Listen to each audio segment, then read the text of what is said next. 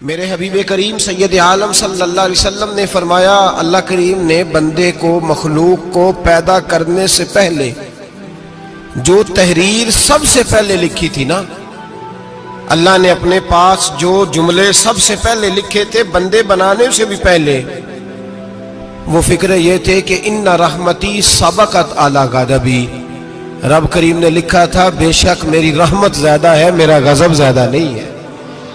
اس نے لکھا تھا کہ میری رحمت ہمیشہ میرے غضب پر غالب رہے گی، غلبہ رحمت کا ہے۔ سنیں بڑی پیاری حدیث، بڑی خوبصورت حدیث، کنز المال میں دیگر کتب احادیث میں ہے۔ حضرت ابو ہریرہ رضی اللہ تعالیٰ عنہ فرماتے ایک بابا جی نبی پاک کی بارگاہ میں آئے، اور جب وہ واپس جانے لگے تو میں نے عمر پوچھی تو عمر تھی 96 سال۔ کہتے ہیں بزرگ جب آئے نا تو یہ بھویں جو ہے نا ان کی سفید ہو کے تو یوں آنکھوں پہ آ گئی، بڑی چھڑی بابا جی نے پکڑی ہوئی اور دونوں ہاتھ پکڑ کے نا چھڑی کے اوپر جھکے ہوئے ہیں ایک جانب، قربان جاؤں۔ کہتے ہیں جب وہ بزرگ مسجد میں داخل ہوئے تو میرے رسول نے کھڑے ہو کے استقبال فرمایا، کھڑے ہو، اور نبی کریم صلی اللہ علیہ وسلم نے آگے بڑھ کے بابا جی کو بازو سے پکڑا اور بٹھایا۔ حضور بیٹھ گئے، کہا بزرگوں کیسے آئے ہو؟ تو کہتے ہیں وہ بابا جی بات کرتے تو آنکھ کھول کے پہلے حضور کا چہرہ دیکھتے، پھر وہ بات کرتے تو ان کے لب و لہجے کے اندر بڑی پریشانی، بڑی تکلیف، بڑی مایوسی۔ عرض کرنے لگے یا رسول اللہ، حضور زندگی ساری گناہوں میں بیت گئی ہے، حضور غلطیاں ہی غلطیاں، یاد ماضی عذاب ہے، یا رب چھین لے مجھ سے حافظہ میرا۔ اے اللہ کے رسول بڑی لمبی فہرست ہے، پاپ ہی پاپ ہے، کالے سیاہ دفتر ہے۔ یا رسول اللہ صلی اللہ علیہ وسلم جب پلٹ کے دیکھتا ہوں حضور مجھے نیکی دکھائی نہیں دیتی۔ حضور اس عمر میں آپ کا ایک صحابی ملا ہے، اس نے بات سمجھائی ہے تو تھوڑا خیال آیا ہے، لیکن یا رسول اللہ صلی اللہ علیہ وسلم اب میرا وجود بیکار ہو گیا ہے، حضور بوڑھا ہو گیا ہوں۔ تین باتیں کہیں بزرگوں نے اور نرالی کہیں، کہنے لگے یا رسول اللہ صلی اللہ علیہ وسلم، حضور اب تو میری کمر بھی سیدھی نہیں ہوتی کہ میں نماز ہی صحیح ادا کر سکوں، بوڑھا ہو گیا ہوں۔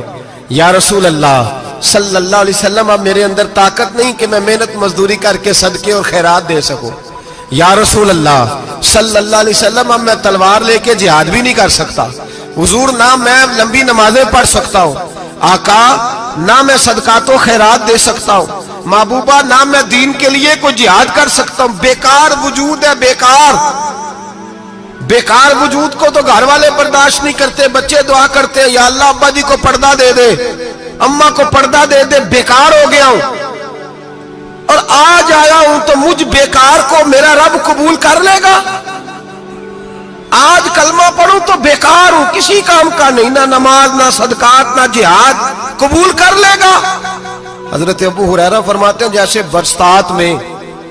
برسات میں بارش کی جھڑی لگتی ہے، یوں مصطفیٰ کی آنکھوں سے جھڑی لگ گئی، حضور کھل کے روئے، کھل کے۔ اور میرے حبیب پاک نے فرمایا بزرگوں بڑے مجاہد ہیں، دین کے لیے جہاد کرنے والے بڑے ہیں، رب کریم کو آپ کی تلوار کی اتنی حاجت نہیں، اور فرمایا اس کے خزانے کوئی خالی تو نہیں کہ آپ ہی گویا صدقہ دیں گے تو بھرے جائیں گے، اور فرمایا پھر رب کریم کی شان میں اضافہ نہیں کرتی عبادتیں، وہ تو بندے کو نفع دیتی ہیں۔ میں بزرگوں نہ آپ جہاد کریں نہ آپ صدقات دیں، لا لمبی نمازیں پڑھیں، آپ صدق دل سے آ جائیں، اللہ کے رسول کا وعدہ ہے رب آپ کو بغیر حساب کتاب جنت عطا فرما دے گا۔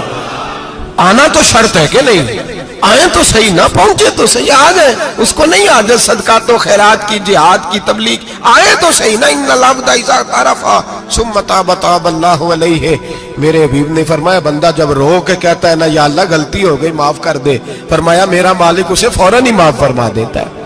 تو آ تو صحیح، تو آتا ہی نہیں، تو آ ہی نہیں رہا، تو گھر میں بیٹھا ہوا ہے، تو سویا ہوا ہے، تو دکانداری کر رہا ہے، تو پیسے گن رہا ہے، تو آیا ہی نہیں، آ تو صحیح۔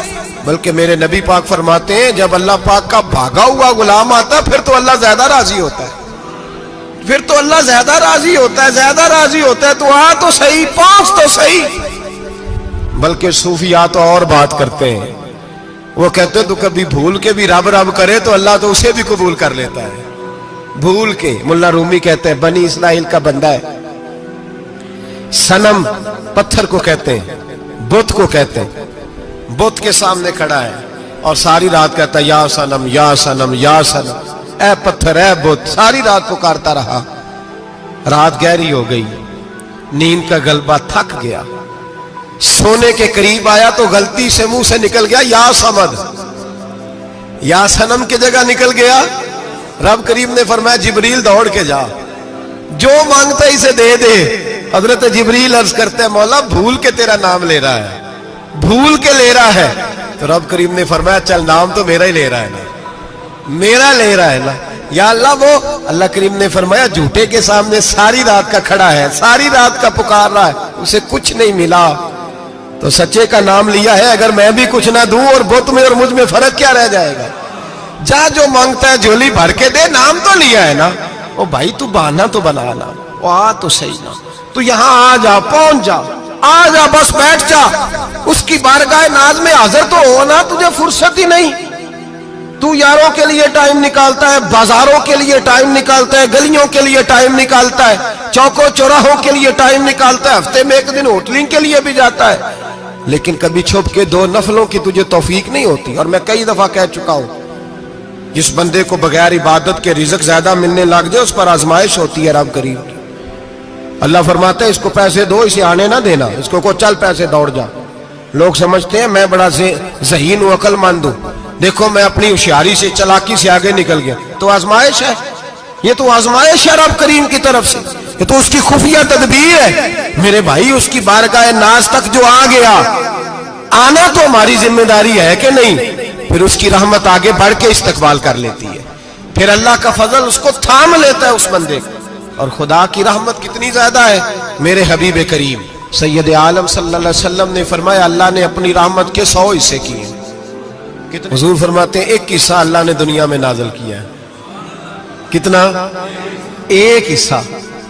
फरमाया ये जो माँ बेटे से प्यार करती है, बाप बेटे के लिए मजदूरी करता है, जो बहन भाई के लिए रोती है, ये जो बीवी शौहर के लिए दुआ मांगती है, ये जो बच्चे माँ बाप से प्यार करते हैं, फरमाया ये उस एक रहमत का नतीजा है, एक रहमत का नतीजा। तो सहाबा कहने लगे या रसूलल्लाह वो 99 किधर है? नबी पाक ने फरमाया रब करीम ने संभाली हुई है, कयामत के दिन तुम्हें अता फरमाएगा। अभी तो एक नाज़िल की है, अभी अल्लाह ने हजरत यूसुफ अलैहिस्सलाम के जमाने में कहत हो गया। तो जनाब यूसुफ अलैहिस्सलाम ने, क्योंकि आप अल्लाह के नबी से पहले से जान गए, कहत होगा, तो हजरत यूसुफ ने गंदम पहले स्टॉक कर ली थी बहुत ज्यादा। बाकी इलाकों में जब कहत पड़ा ना, अब सब लोगों ने मिस्र की तरफ रुझान किया गंदम लेने के लिए। तो हजरत यूसुफ अलैहिस्सलाम ने ना शहर के दरवाजे पर बंदे खड़े कर दिए। फरमाया जो बंदा आए ना उससे 2 सवाल पूछना। जो आएंगे लोग गंदम खरीदने, जो आए 2 सवाल पूछना। एक पूछना कहां से आया है और एक पूछना लेके क्या आया है। एक पूछना, समझ आ रही है बात की, और दूसरा पूछना कि लेके सोना लेके आया है, चांदी गंदम खरीदनी है तो क्या चीज लेके आया है, कि नगद पैसे लाया, ये पूछ लेना। जो आए 2 बातें पूछना। एक पूछना कहां से आया है और दूसरा पूछना क्या। एक रवायत में 3 सवाल भी हैं, लेकिन फरमाया पूछना 2 सवाल जरूर। इंतजार था ना भाइयों का, किनान से आने वालों का। फरमाने लगे सबसे 2 सवाल पूछना। जब किनान वाले आए ना, उनसे सिर्फ इतना पूछ लेना कि वो कहां से आए हैं। अगर पूछे ना किनान से आए हैं तो फिर ये ना पूछना क्या लेके आए हैं, फिर मैं जेब खुद टटोल लूंगा वो क्या लेके आए। बाकियों से 2 सवाल।